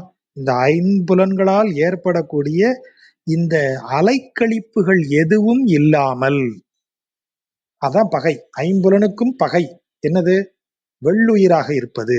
அதாவது எந்த விதமான மட்டமான எண்ணங்களும் மோசமான எண்ணங்களும் இல்லாமல் இருப்பதுதான் வெள்ளுயிர். அப்போ எனக்கு இந்த ஐம்புலன்களாகிய நாகத்தினால் ஏற்படக்கூடிய எந்த தொல்லையும் நீங்கும்படியாக்கி, எனக்கு எல்லா புலன்களுக்குரிய இன்பத்தையும் அழிச்சு எனக்கு எனக்கு கொடுத்து இருக்கக்கூடிய அவனுக்கு நான் பல்லாண்டு பாடுகிறேன். ரொம்ப நுட்பமான இடம். எதுக்கு வெள்ளுயிர் ஆக்க வல்ல அப்படின்னு ஒரு வார்த்தையை சொல்றாரு. அப்படி என்னை செய்யக்கூடியவன், இதெல்லாம் எனக்கு கொடுக்கக்கூடியவன் அவன். அவன் இதெல்லாம் எனக்கு செஞ்சு என்னை எப்படி வச்சிருக்கக்கூடிய, நம்ம நினைக்கலாம் நான் சரி ஆன்மாவில் ஒடுங்கி எல்லாவற்றையும் துறந்து ஆன்மாவிற்குள் ஒடுங்கி உட்கார்ந்துருக்கேன், இவங்க ஆன்மாவை கொண்டு இறைவனிடத்துல சேர்த்து விடுற முயற்சியில நாராயணா நாராயணான்னு அவனையே புகழ்ந்து பாடி ஓடிட்டு இருக்கிறாங்க. அப்போ ஒருத்தன் செல்வ செழிப்பில் அனைத்திற்கும் அனுபவித்து கொண்டு ஒருத்தன் உட்கார்ந்து இருக்கிறானே, அவன் எப்படின்னா அதுவும் யார் தரக்கூடியது? இறைவன் தரக்கூடியது. ஆனா அதை அவன் நீ எப்படி அனுபவிக்கணும்? வெள்ளுயிராத்தான் அனுபவிக்கணும். அதை அனுபவிக்கிறதுக்கு நீ எந்த மட்டமான இடத்துக்கும் போகக்கூடாது, கீழான எண்ணங்களுக்குள் போய் அதை நிறைவேற்றி கொள்ளக்கூடாது. அதை அப்படி செய்ய சொல்றது உன்னுடைய ஐம்புலன்களும். அந்த புலனுக்கு பகையாக இருக்கக்கூடிய ஒன்றை கொடியாக உடையவன் தான் அவன். அவன் வந்தான்னா, இந்த புலன்களுக்கு பகையாக இருக்கக்கூடிய அவன் வந்தான்னா மேற்சொன்ன அனைத்தும் உனக்கு கிடைக்கும். அவனே கொடுப்பான். அதை கொடுத்து உன்னை என்ன ஆக்குவான்? வெள்ளுயிர் ஆக்குவான். அதுதான். அப்போ நான் எதை அனுபவித்தாலும் அது இறைவன் கொடுத்த பிரசாதம். அப்படி நினைச்சு நீ அனுபவிச்சனா, நீ ஐஸ்வர்யாதிகளை அனுபவிக்கும் போதும் அது உனக்கு உன்னுடைய புலன் மயக்கத்திற்குள் நீ ஆட்பட மாட்டாய். அதுதான் இந்த பொருள். நெய்யிடை நல்லதோர் சோறு தின்று நியதமும் வகை வகையாக கூட்டுக்கறிகளை தின்னு அத்தாணி சேவகம் அனைத்து செங்கராங்கங்களையும் பேசி கையடை காயும் வெத்தலை வாக்குன்னு மகிழ்ந்து தாம்பூலம் தரித்து கழுத்துக்கு பூண்டு காதுக்கு குண்டலம் அணிந்து உடலில் வாசனை திரவியங்களை எல்லாம் சந்தனமெல்லாம் பூசிக்கொண்டு இத்தனை அனுபவித்தும் இவை அனைத்தும் இறைவன் கொடுத்தது, நாரணன் கொடுத்ததுங்கிற நினைப்போட இருக்கும்போது நீ வெள்ளுயிரா இருப்ப. அப்படி தரவல்லவன் தான் என்னுடைய பிரான், அவனுக்கு பல்லாண்டு பாடு அப்படின்னு சொல்றாங்க. அது ரொம்ப ரொம்ப நுட்பமான பாட்டு. இந்த பாட்டுக்கு திரும்ப திரும்ப இதை படிக்க படிக்க தெரியும், நான் அனுபவிக்கிற ஒவ்வொன்றும் அவன் கொடுத்தது அப்படின்னு. அடுத்த பாட்டு அதுக்கு தெளிவான விளக்கம். இது புரியலையா உனக்கு? இந்தா திரும்ப வச்சுக்கோ.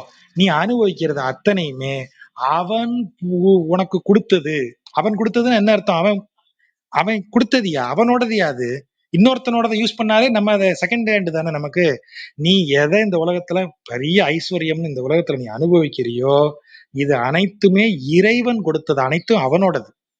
நீ அவன்கிட்ட இருந்து தான் வாங்கி தின்னுட்டு இருக்க. இது ரொம்ப பெருமையா நினைச்சுக்காத. அதை உணர்ந்தவன் எப்படி மாறுவேன்? அதான் அடுத்த பாட்டு. நான் அணிகின்ற ஆடை என்ன ஆடை? உடுத்து களைந்த நின் பீதக ஆடை.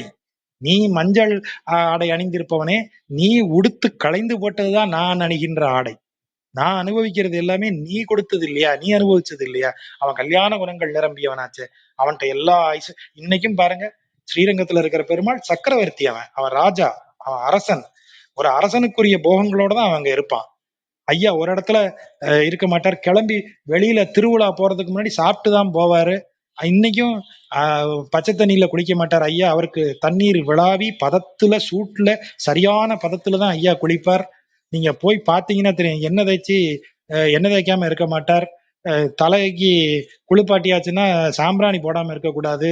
ஜலதோஷம் பிடிச்சதுதான் என்ன செய்யறது? பனிக்காலம் வந்துட்டா குல்லா போட்டுக்கணும், மேலங்கி போட்டுக்கணும். ராஜாக்கு என்னென்ன உண்டோ அத்தனையும் அவனுக்கு உண்டு. இது அத்தனையும் அனுபவிக்கிறான். போகத்தை அனுபவிப்பவனா? இல்லை. அவன் இது அனைத்தையும் அனுபவித்தாலும் அவன் வெள்ளுயிராக்கவல்ல ஒருவன். அது அனைத்துமே அவனுடையது. அவனுடையதை அவன் அனுபவிக்கிறான். அதை பார்த்துதான் நாம அனுபவிக்கிறோம். அவனுடையதைத்தான் நாம அனுபவிக்கிறோம். ஆகவேதான் இந்த பாட்டு. நீ அனுபவிக்கிறதா நினைக்காத. நீ அனுபவிக்கிற அனைத்தும் நீ உருவாக்குனது இல்ல, அவன் பார்த்து போட்டது உனக்கு. உடுத்து களைந்த நின் பீதக ஆடை உடுத்து கலத்தது உண்டு. கலத்தது உண்டு அப்படின்னா இது தனி வேர்டு. உடுத்து களைந்த நின் பீதக ஆடை உடுத்து. நாங்க அணிந்திருக்கிற ஆடைங்கிறது எது? நீ களைந்து போட்ட உனது பீதக ஆடை. கலத்தது உண்டு. நீ சாப்பிட்டது போக மீதியத்தான் நாங்க சாப்பிடுறோம். கலத்தது நீ உண்டு கழித்தது போக மீதி உள்ளது. கலத்தது உண்டு தொடுத்த துழாய்மலர் மாலை துழாய்மலர் சூடி களைந்தன சூடும் இத்தொண்டர்களோம். நீ நாங்க தொடுத்த துழாய் மலரை நீ சூடி அதை களைந்த பிறகு அதை நாங்கள் சூடுகிறோம். சூடி களைந்தன சூடும் இத்தொண்டர்களோம். நீ அப்ப அத்தனையுமே என்ன? நான் இந்த உலகில் அனுபவிக்கக்கூடிய அனைத்துமே. இதுதான் ஐஸ்வர்யாதிகளை பார்த்து பெரியாழ்வார் சொல்றது. எப்பா நீ என்னமோ உலகத்துல எதையோ காணாத கண்ட மாதிரி அனுபவிக்கிறத மாதிரி நினைச்சிட்டு இருக்கியே, இது எதுவும் இறைவனிடமிருந்து வேறுபட்டதல்ல. இதுவும் அவன் கொடுத்ததுதான். நீ அவங்கிட்ட இருந்து தான் வாங்கி தின்னுட்டு இருக்க. அவங்கிட்ட இருந்து தான் நீ அனுபவிச்சுட்டு இருக்கிற. இது அனைத்தும் அவன் கொடுப்பதுதான். அவன் நினைச்சானா என்னைக்கு வேணாலும் நிறுத்திடுவான். அவனுடைய மீதத்தை தான் நீங்க எல்லாம் அனுபவிச்சுட்டு இருக்கிறீங்க. உடுத்து களைந்த நின் அந்த அறிவோட தான் நான் இருக்கேன்னு அவர் சொல்லிக்கிறாரு.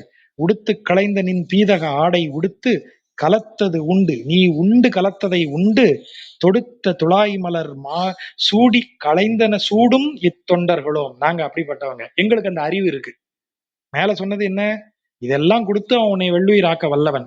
ஆனா எங்களுக்கு அந்த அறிவு இருக்கு. இதையெல்லாம் கொடுத்தா கூட இது அத்தனையுமே அவனுடைய மீதம் தான். எங்களுக்கு அறிவு இருக்கு. நாங்க அதனால என்ன செய்வோம்? விடுத்த திசை கருமம் திருத்தி அவன் ஒவ்வொரு திசைகள்லையும் எங்களை பணி ஏவுவான். எந்த திசைகள்லையும் அவன் எங்களுக்கு என்ன பணி சொல்கிறானோ அந்த பணிகளை திருத்தமாக செய்து அந்த பணிகளை சரியாக செவ்வனே நிறைவேற்றி திருவோண திருவிழவில் படுத்த பைநாகனை பள்ளி கொண்டானுக்கு பல்லாண்டு கூறுதுமே. இப்ப என்னாச்சு, இந்த 5 தலை நாகம் பகை இல்லை இப்போ, அது வெறுமனே அவன் படுத்திருக்கும் பாய், ஐம்புலனும் என்ன அவனுக்கு படுத்திருக்கிற பாயாக ஆயிருச்சு. இனி அந்த புலன்களால நமக்கு என்ன இல்ல, எந்த பகையும் இல்ல. மேல வெள்ளுயிர் ஆக்க வல்ல போகும்போது அவன் யாரு, பையுடை நாகம், விஷப்பையை கொண்ட நாகம். அது அப்பவும் புலன் விழிச்சுக்கிட்டே இருக்கு. எல்லா ஐஸ்வர்யங்களையும் அனுபவிக்கும் போதும் புலன் நிறைவடைவதில்லை. எல்லாரும் அதை சொல்றாங்க இல்லையா, அனுபவிக்கிறது தான் கண்ணுக்கு அழகு காட்சினா ஒரு காட்சியோட இந்த கண் நிறைவுறுகிறதா, ஒரு நல்ல உணவு உண்பதுதான் இந்த வாய்க்கு அழகுனா ஒரு பொழுது உண்டவுடனே இந்த வாய் நிறைவடைகிறதா. அப்ப புலன்களால் ஏற்படக்கூடிய இன்பம் நிறைவு பெற்றது கிடையாது. அந்த விஷம் உள்ள ஒளிஞ்சிட்டே இருக்கும், இன்னும் இன்னும் இன்னொன்னு கேட்டுக்கிட்டே இருக்கும்.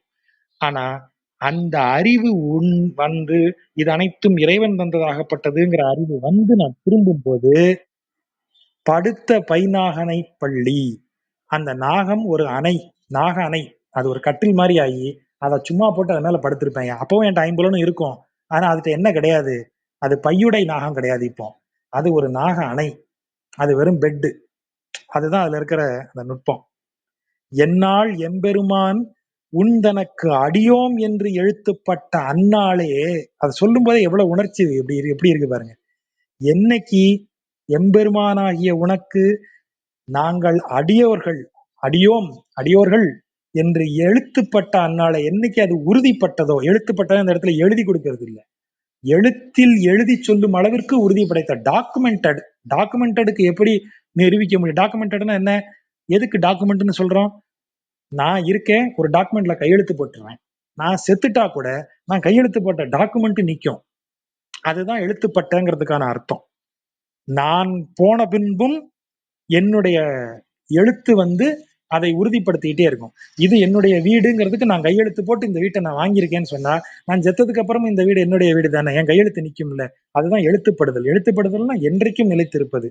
அப்ப என்ன அர்த்தம், என்னைக்கு இதுதான் உனக்கு நாங்கள் அடியார்கள் அப்படின்னு எந்த நாளை நாங்க உனக்கு சொன்னோமோ, எந்த நாள்ல அதை ஒத்துக்கொண்டோமோ, எந்த நாளில் உனக்கு அடியார்களாக நாங்கள் எங்களை ஒப்பு கொடுத்தோமோ, அந்நாளே, அந்த நாள்லேயே அடியோங்கள் அடிக்குடில் வீடு பெற்று உய்ந்ததுதான். அடிக்குடில் எங்களது மொத்த குடும்பமும் எல்லாமே வீடு வேறை அடைந்தது, உய்ந்தோம், நாங்கள் அனைவருமே நற்கதியை அடைந்தோம். செந்நாள் தோற்றி திருமதுரையுள் சிலை குனித்து, மதுரையில போய் கம்சனுடைய அந்த வில் விழால போய் அந்த வில்ல முறிக்கிறான் இல்லையா, சிலை குனித்து ஐந்தலைய பைனாக தலை பாய்ந்தவனே, காளிங்க நர்தனம் ஆடியவனே, சொல்றதெல்லாம் பாருங்க. செந்நாள் தேற்றி அந்த திருவிழா நாள்ல போய், விழா நாள்ல போய், மதுரையில போய் வில்லை, மதுரா நகர்ல போய் கம்சனுடைய மதுரா நகருக்கு போய் வில்லை முறித்தவனே, ஐந்தலை நாகம், 5 தலை நாகம் இருந்த அதனுடைய பைநாக தலை, அதனுடைய படமெடுத்த தலை, அதான் பைநாகம்னா படமெடுத்த நாகம், பைநாக தலைமேல் பாய்ந்தவனே, 5 தலைகளுடைய காளிங்கனின் மேல் பாய்ந்து நடனமாடியவனே, உனக்கு பல்லாண்டு சொல்லுகிறோம். புலன்களின் மேல் ஆடக்கூடியவன் அவன்தான், புலன்கள் அவனுக்கு தான் வசப்படும். புலன்களின் விஷமோ புலன்களினுடைய எந்த கொடுமையுமோ அவனை தீண்டாது, அவன் அதுக்கு மேல விளையாட்டா உட்கார்ந்திருப்பான். அப்படிப்பட்டவனை நாங்கள் பல்லாண்டு கூறி வாழ்த்துவோம். அடுத்த பாட்டு இன்னும் நுட்பமான பாட்டு.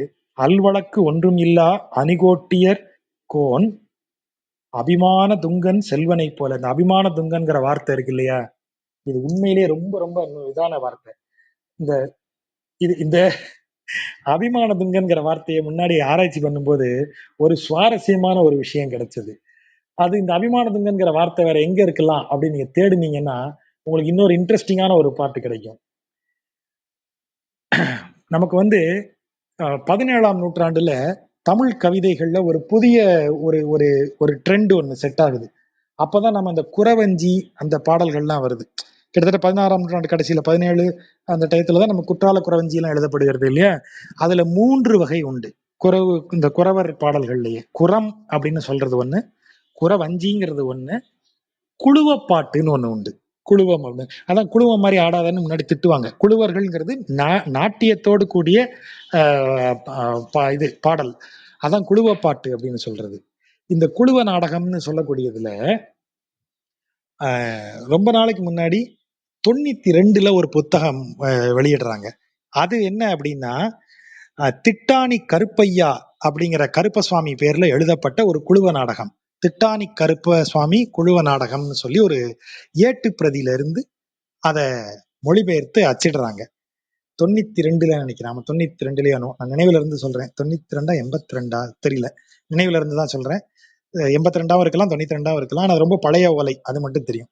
அந்த குழுவ நாடகத்துல துங்கனதுங்கிற வார்த்தை வருது. இந்த அபிமான துங்கன்னு இவர் யார சொல்றாரு தெரியுமா? திருக்கோஷ்டியூர்ல இருக்கிற செல்வ நம்பிங்கிறவன சொல்றாரு. இந்த செல்வ நம்பி என்பவருடைய பரம்பரையில வந்தவர் தான் திருக்கோட்டியூர் நம்பி. திருக்கோட்டியூர் நம்பி தான் இவருக்கு ராமானுஜருக்கு உடையவருக்கு அந்த மந்திரத்தை உபதேசிச்சவர். ஓம் நமோ நாராயணாவை சொன்னவர், அந்த மந்திரத்தை உபதேசிச்சவர். அவருடைய பரம்பரையில முன் தோன்றியவராகிய செல்வ நம்பிங்கிறவர் திருக்கோஷ்டியூர்ல இருக்கார். அவரைத்தான் இவர் என்ன சொல்றாரு பெரியாழ்வார், அபிமான துங்கன் அப்படின்னு சொல்றாரு. துங்கன்னா மேன்மையோன் அப்படிங்கிற பொருள். அந்த குழுவ நாடகத்திலேயே அதுதான் வருது. துங்கனது அந்த அந்த அந்த வரி வர்ற இடமே ரொம்ப நல்லா இருக்கும். நான் அதை இந்த டைரியில குறிச்சு வச்சிருப்பேன் நினைக்கிறேன். ஒரே ஒரு நிமிஷம். துங்கனது சீலன் சுபலலித லோலன் மாமதுர வாயன் வனசம்பிரதாயன் பூமி புகழ் அறியான் புலவோர் சகாயன். இப்படி எல்லாம் வந்து அந்த அந்த அந்த குழுவ நாடகத்துல வர்ற பாட்டு அது. அதுல துங்கன் அது சீலன், துங்கன் அது சீலன்னா மேன்மையோன், மேன்மேயோன் அப்படி, அதாவது மிக மேன்மை பொருந்திய ஒருவன் அப்படின்னு சொல்றாரு.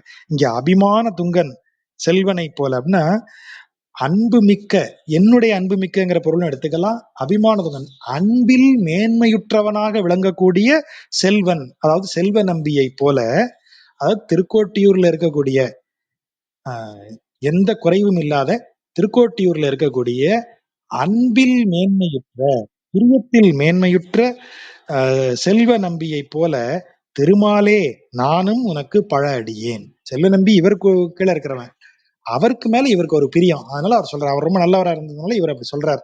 அவன் எப்படி உன்னிடத்துல திருக்கோட்டியூர்ல இருக்கக்கூடிய பெருமாள் சவுந்தரராஜ பெருமாள்கிட்ட பிரியமாக இருக்கிறானோ அதை போல நானும் ரொம்ப நாளா உனக்கே நான் என்ன ஆயிடுறேன், பல அடியேன் நல்வகையால் நமோ நாராயணா என்று நாமம் பல பரவி பல்வகையாலும் பவித்திரனே உன்னை பல்லாண்டு கூறுவனே. நான் அவனை போலவே, அதாவது பாருங்க, பெரியாழ்வாரே இருக்கிறதுலே சிறந்து விளங்கக்கூடிய பக்தி உடையவர். ஆனா அவர் எப்படி இருக்காரு, இன்னொருவரது பக்தியை பார்த்து அவர் ஆச்சரியப்பட்டு அவனை மாதிரி நானும் இருக்கணும்னு நினைக்கிறேன்னு சொல்றாரு. அதுதான் அதுல முக்கியமான விஷயம். அபிமான துங்கன் செல்வனை போல திருமாலே நானும் உனக்கு பழ அடியேன். அவன் எப்படி உனக்கு ரொம்ப நாள் அடியவனா இருக்கானோ அத மாதிரிதான் நானும் இருக்கேன். அவன் ரொம்ப நல்லவன், அதனால நீ தான் அவனைத்தான் நீ முதல்ல கவனிச்சிருப்ப. இருந்தாலும் ஐயா நானும் லிஸ்ட்ல இருக்கேன் பாத்துக்கோ. நானும் உனக்கு பழ அடியேன். நல்வகையாலே இந்த இடத்துல பாருங்க, திருக்கோஷ்டியூர்ல இருந்து அந்த நமோ நாராயணங்கிற வார்த்தை வந்துகிட்டே இருக்கு. பின்னால உடையவருக்கு இந்த மந்திரம் உபதேசிக்கப்பட்டு அவர் மேல மாடத்துல ஏறி நின்று கூவி உலகத்துக்கே சொன்ன அந்த மந்திரத்தை அவர் இங்கிருந்தே ஆரம்பிக்கிறாரு. நல்வகையால் நாமோ நாராயணா என்று நாமம் பல பரவி, நாமம் பல பரவினா அதை செய்தவர் உடையவர். நாமம் பல பரவி பல்வகையாலும் பவித்திரனே உன்னை பல்லாண்டு கூறுவனே, உன்னை நான் பல்லாண்டு சொல்லுவேன். பல்லாண்டு என்று பவித்திரனை பரமேட்டியை, அதான் அந்த பரமபொருளை பரம்பொருளை சார்ங்கம் எனும் வில் ஆண்டான் தன்னை வில்லிபுத்தூர் விட்டுச் சித்தன் விரும்பிய சொல் நல்லாண்டு என்று நவின்று உரைப்பார் நமோ நாராயணாய என்று பல்லாண்டும் பரமாத்மனை சூழ்ந்திருந்து ஏத்துவர் பல்லாண்டே. நமக்கு இந்த இந்த கடைசி பாட்டுக்கு நமக்கே பொருள் தெரியும். நித்தியசூரிகளை போல் எப்போதும் அவனுடன் இருந்து அவனுக்கு எப்போதும் பல்லாண்டு பாடக்கூடிய பெருமைகளை இந்த பல்லாண்டை பாடுபவர்களுக்கு கிடைக்கும் அப்படின்னு முடிக்கிறார். அவை இது வந்து என்னுடைய பார்வை, கொஞ்சம் அதிகமாவே சொல்லிட்டேன்னு நினைக்கிறேன். நன்றி. ஒரு தலைமையா கொண்டாந்து முடிச்சிங்க. அடுத்தது இது இது வந்து வேற டியூன்ல போகுது. அது Andal tune is different from this tune. ஆமா ஆமா. நம்மாழ்வார் வந்து இன்னும் வேற இடத்துக்கு போயிரும், திருமங்கை ஆழ்வார் வந்தா மிக்சடா வரும், எல்லாம் உண்டு. இதுல அடுத்தது வந்து எண்ணத்துல முதல் திருமொழியில இருந்து ஆரம்பிக்கிறதா பெரியாழ்வார் முதல் திருமொழி. சரி, அதை ப்ரிப்பேர் பண்ணிடலாம். இன்னைக்கு ரொம்ப டைம் ஆயிடுச்சுன்னு நினைக்கிறேன். ரொம்ப ஆயிடுச்சு. எங்க அமுதா சொல்லுங்க, உங்களுடைய குரல் கேட்கவே இல்லையா? இல்ல ரொம்ப நல்லா இருந்தது. அந்த அவருடைய மன விரிவு, எல்லாரோடையும் எப்பவும் அடியார் குழாத்தோட இருக்கணும்னு நினைக்கிறது. அப்புறம் பெருமாளுக்கே பல்லாண்டு அப்படிங்கிறதெல்லாம் வந்து நினைச்சு பார்க்கவே ரொம்ப மலைப்பாவும் பெருசு, ரொம்ப பிரமிப்பாவும் பெரிய விஷயமாவும் தெரியுது. ரொம்ப அழகா இருந்தது ஜாஜா சொன்னது. நன்றி. அந்த இதுல முக்கியமா அந்த அந்த கூட்டத்தோட போறது நீங்க சொன்னீங்க. அது வைஷ்ணவ சம்பிரதாயம் தான் அது. அடியார்களோட சேர்ந்து போறது. அடுத்தது அந்த அந்த 3 பிரிவா அந்த வெளியில உள்ள புலனின்பங்கள்ல நாடுறது, நடுவுல ஜீவன்ல உள்ளர லயிக்கிறது, அப்புறம் பரமனை தேடுறது அப்படிங்கிற 3 விதமா சொல்லப்பட்டது. அது நல்லா இருந்தது. அவனுடைய கருத்தாக இது. கடைசியில நம்பி, அப்புறம் அந்த கடைசி பாட்டுல அந்த கடைசியில சொன்னீங்களே அந்த பரம் அந்த கடைசி அடிதான் ரொம்ப முக்கியம்னு சொன்னீங்களே, அது என்ன ஜாஜா அது? கடைசி பாட்டா சார்? கடைசி பாட்டுல கடைசி அடி. கடைசி அடியில, அதாவது கடைசி அடியில அவர் என்ன சொல்றாரு அப்படின்னா, இந்த பாடலை, இந்த பல்லாண்டை பாடுபவர்கள் எப்போதும் இறைவன் உடனே இருந்து இதனை பல்லாண்டு பாடிக்கொண்டே இருப்பார்கள் அவனை. நித்தியசூரிகள்னு சொல்றது, இறைவனுடைய திருவடிகள் எப்போதும் இருப்பவர்களாக அந்த நிலையை பெறுவார்கள்னு சொல்றாரு. பரமேட்டியைங்கிற வார்த்தை சொல்றாரு. பவித்ரனை பரமேட்டியை, பரம்பொருளை அடைவார்கள் அப்படின்னு சொல்றாரு. ஓ, பரம்பொருளை, பரமேட்டியனா பரம்பொருள், அது பரமேட்டியை. ஆமா. ஓகே, சரிங்க. Very nice, very nice. நல்லா இருந்தது. Very nice Jhajha. ரொம்ப அருமையா முடிச்சிங்க. அடுத்த வாரம் நாம் சந்திப்போம். என்னம்மா விஜயமா, என்ன பண்றீங்களா? சார், எப்பயும் போல ரொம்ப சிறப்பா மங்களாசாசனத்தோட ஆரம்பிச்சாச்சு. ஜாஜா அதுக்கான உரையை எப்பவும் போலயே சொல்லியாச்சு. ரொம்ப சிறப்பான பெரியாழ்வார. இந்த தனிப்பெரும் பித்தன் அவர் வந்து நீங்க அதுல எல்லா ரெக்கார்டிங்குமே இருக்கு. நீங்க பின்னாடி போய் பார்த்துட்டே இருந்தீங்கன்னு வச்சுக்கோங்களேன், அந்த திருமொழிக்குரியது இருக்கும். எத்தனாவது திருமொழின்னு பாத்தீங்கன்னா, அது அந்த பிரபந்தம் அமர்வுகள்ல இருக்கும். 1, 2 தான் மிஸ் ஆகுது. மத்தது எல்லா ரெக்கார்டிங் இருக்கும். நீங்க முன்னாடி போய் பாருங்க. இது ஒரே ஒரு கோரிக்கை, இந்த ரூம் டைட்டில்ல கொஞ்சம் அந்த 10 1ஆம் 10 2ஆம் 10னாவது போட்டீங்கன்னா கொஞ்சம் என்ன மாதிரி ஆளுங்களுக்கு கொஞ்சம் சௌரியமா இருக்கும். சரி. தேங்க்யூ. அது ஒண்ணும் இல்ல, அது ஈஸி, அது பண்ணிடலாம். Okay, very nice. Thank you very much. we will meet on next Tuesday. Okay, nice nice. நன்றி நன்றி நன்றி. பல கோடி நூறாயிரம் பல்லாண்டு பல்லாண்டு பல்லாயிரத்தாண்டு பல கோடி நூறாயிரம் பல்லாண்டு பல்லாண்டு பல்லாயிரத்தாண்டு பல கோடி நூறாயிரம் மல்லாண்டதிந்தோ